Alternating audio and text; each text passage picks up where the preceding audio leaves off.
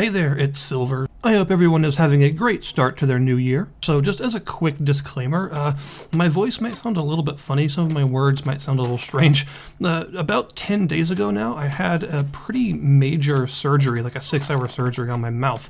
And as a result, I have like a 3-month healing time, so I'm just now getting back into video production. All the stuff that I've put up recently has been things that I pre-prepared, knowing that I wouldn't be able to speak for a while. And right now talking is still very painful, so we'll see how it goes. But I want to start getting back into making videos. So just figured I'd go ahead and say that real quick, just in case you notice that some of my words might sound a little weird for a little while. I've got quite a long healing process, but we're back in it. So this is Grounded.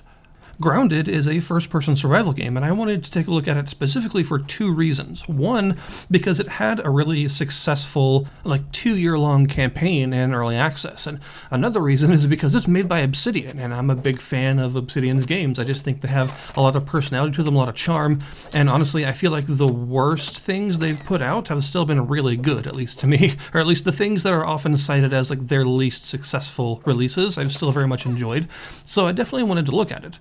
And I also just really like the concept of the game in general. This is a game where you are shrunk down to tiny size. You play a kid who is in a sort of Honey, I Shrunk the Kids style of scenario where you've been shrank down under mysterious circumstances and you don't actually remember why, and you are placed in the backyard of this dude's house, the scientist who actually created the shrinking technology in the first place.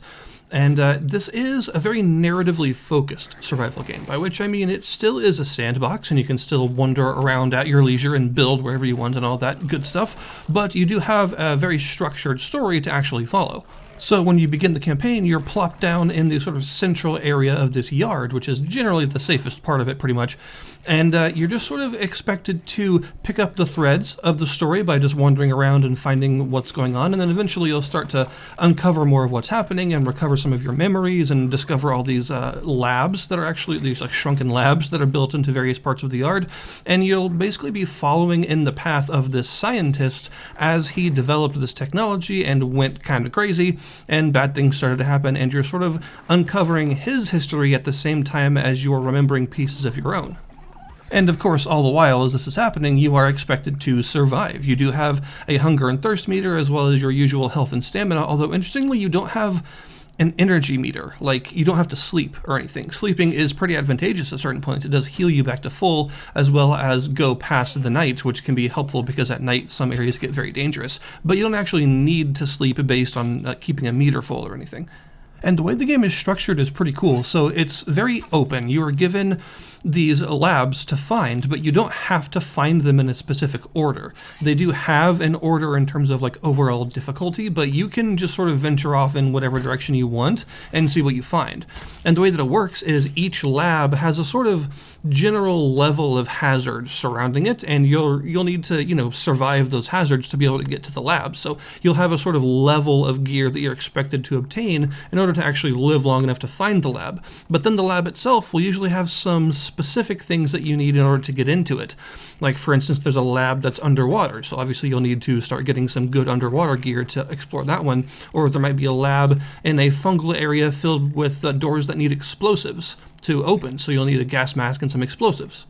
So you could say that each lab is sort of like one leg of your overall journey, and you're going to need a different set of overall survival gear and stuff in order to actually make it to each lab successfully.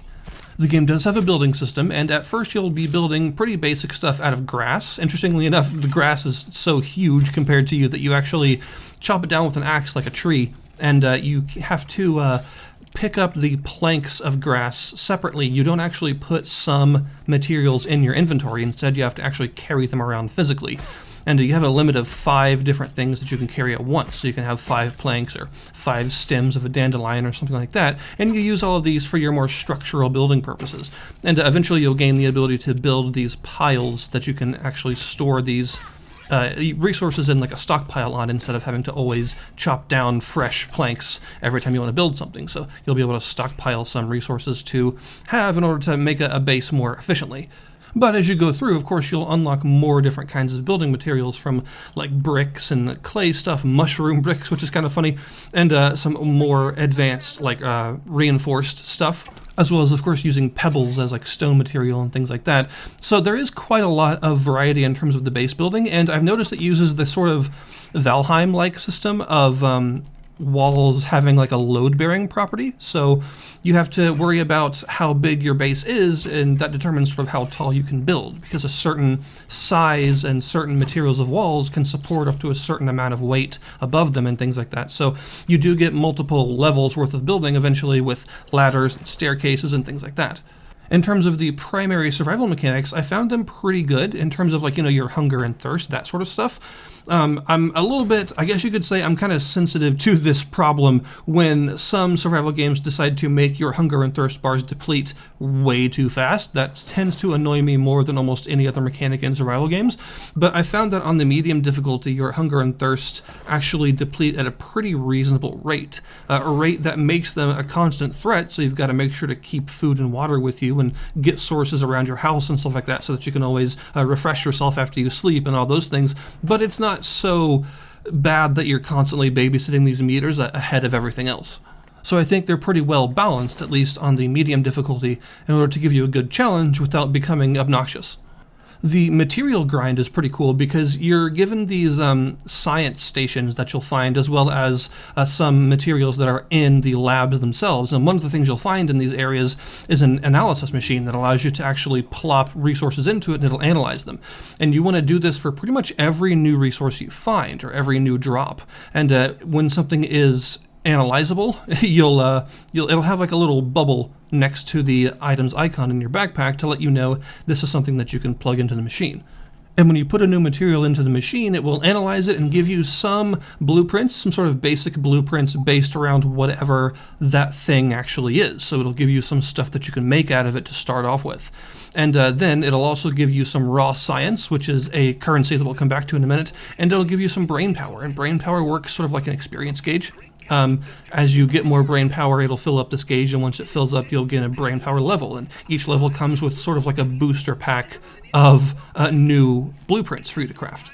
Oftentimes, things like new armor sets and the like are found this way, aside from just finding them separately by actually getting the materials and analyzing them separately from drops and stuff. You can do that too. And this raw science resource is also very important. You'll be getting it all the time. You'll get it from completing quests, from doing challenges, from just finding these glowing purple bubbles around the area, usually in hard to reach or out of the way places, and from analyzing stuff. Also, the more rare the resource is, the more brain power you get, by the way, when you analyze it for the first time. But the raw science is used at these terminals. You can find these terminals in the labs, and they allow you to buy packages of new blueprints. So, for instance, pretty much all of your major building blueprints and like wall and ceiling and floor materials and all that stuff, these are obtained by buying them from the terminal with science. There's also this adorable robot science assistant named Burgle who helps you out, and part of the plot of the game is you're trying to restore his memories, so you've got to find these chips that his memories are backed up on. And this is why you're going to all the various labs, because each lab has one of his chips to bring back. And whenever you bring back a chip for him, he gets some more information on the plot, and it advances the plot, but it also unlocks new blueprints to buy in the terminal. So you'll be able to get more and more advanced stuff by bringing him more chips. And there are also optional non-story important chips that you can find often in hard to reach areas or at the ends of like what are kind of like mini dungeons and stuff like that, like ant tunnels, for instance. And if you bring these back to him, you can also get some extra side stuff to build. So when it comes to all of these various chips, you can find both of these story important ones, the super chips that you have to find, and the side chips. They all unlock more headings of new blueprints in the terminal for you to use science to buy, and just overall increase the amount of stuff that you can build, from better structures to more reinforced materials to things like turrets. You can actually make turrets out of acorns and stuff to actually use as base defense if you want.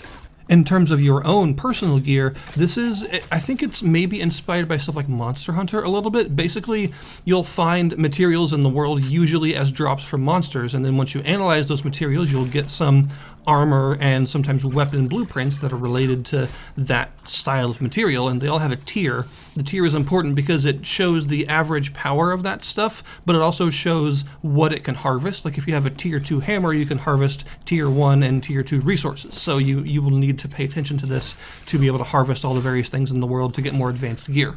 And usually a full armor set has various passive benefits related to it that remind me a lot of like Monster Hunter armor set benefits. It works in a very similar way. And they all have a pretty cool look to them. Overall, I think the game has a good look to it. That's something I haven't really mentioned yet, but I think the game looks really cool. It's got like a really colorful, heavily 90s influenced art style. It's like super cartoony and bright, and everything is very exaggerated.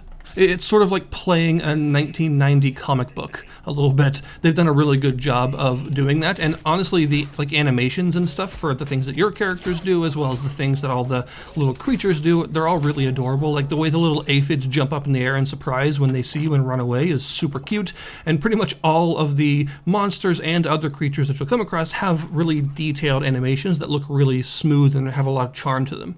The game also has a couple of unexpected mechanics that I was surprised to see. Like, for instance, it has an upgrade system that is very reminiscent of like the Dark Souls upgrade system, which I didn't expect. You can find these materials, marble and quartz, to make like whetstones and armor plating and stuff to upgrade your gear with. You can +1 and +2 your armors and weapons to make them stronger. But the interesting thing about the weapons is once you upgrade them enough, I think it's to +5, you'll gain the ability to either keep upgrading them with higher tier materials or use alternate materials that add elemental effects to them. So you can, for instance, find mints around the place, like giant mints, and you can mine them with the hammer and make them into like mint ingots, and then you can add mint damage to your weapons, which is sort of like ice damage, basically. It slows things down. And you've also got stuff like spicy damage that it acts like fire and some other things like that. So you'll find that there's actually a lot of gear variety in this game. There's like a tremendous amount of gear. And you'll just constantly be finding more blueprints for more gear, new armor sets with specialized effects, new weapons with some really cool effects. Like, for instance, the crow crossbow is really fun to use. Just bows in general are fun to use. And you'll also, of course, be finding new harvesting tools that you'll need for higher tier materials, like hammers and axes for chopping down weeds and breaking stones, and even some underwater specific tools, because there are some materials that are exclusively found underwater that you'll need to get to.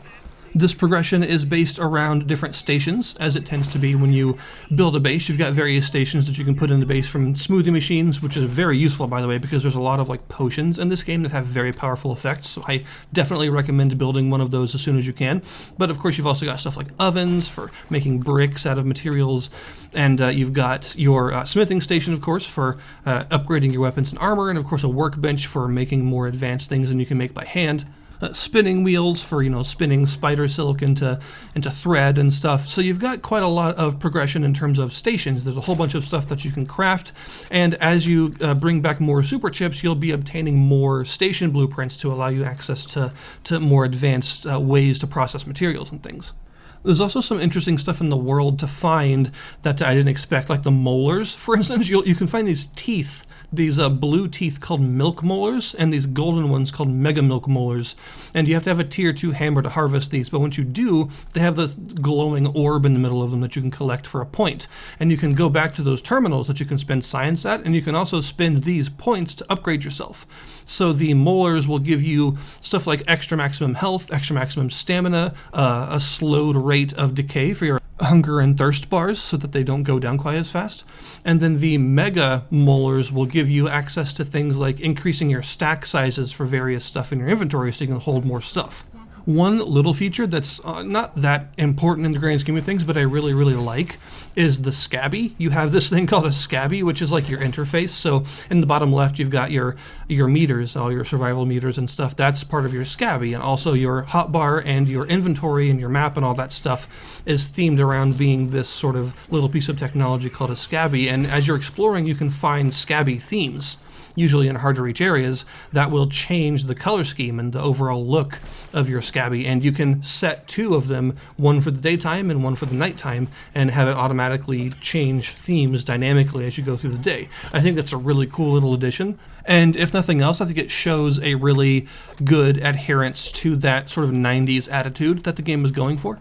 There is, of course, co-op as well. I would be remiss to not mention that. There are 4 characters to play, so there is up to 4-player co-op.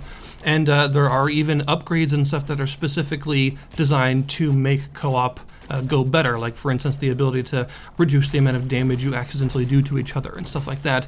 And there are also these certain areas that are more designed around co-op. Like, you can find these defense missions. There are these machines that you can find in the wild sometimes and they act as these defense missions. Just looking at the machine will show you what bugs will spawn in waves, and if you're able to defend the machine for long enough from those waves of enemies, then you'll get a big lump of science as a result.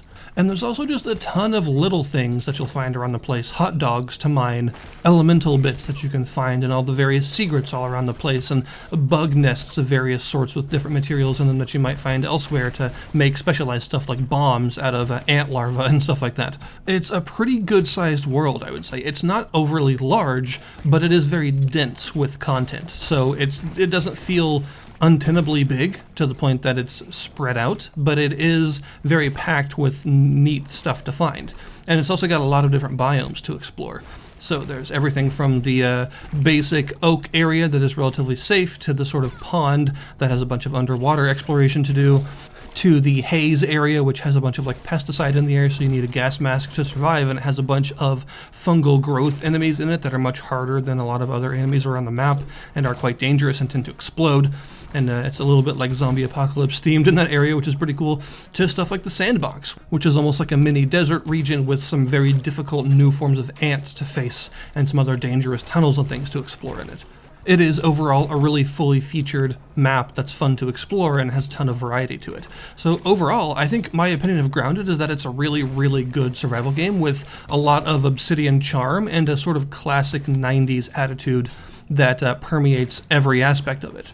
It has a definite focus on content variety and a lot of really cool things to explore and find and craft and stuff, so there's a lot to do, and it'll keep you busy for quite a long time, and the fact that it has a very strong narrative focus with a fully voice-acted story and some other interesting things to find definitely helps it out a lot. And of course, if you're not interested in that, or if you have done that and want something else, there is a full sandbox mode as well. So I would personally say that it's definitely worth picking up if you're a fan of survival games. I think it does what it sets out to do extremely well with that sort of classic Obsidian flash of brilliance behind a lot of its mechanics and a lot of charm to everything it does. So I'll put the link in the description below this video to the Steam store page for Grounded so that you can go and check it out yourselves. Thank you guys very much for watching and for bearing with me while I'm healing through all of this stuff, and I'll see you next time.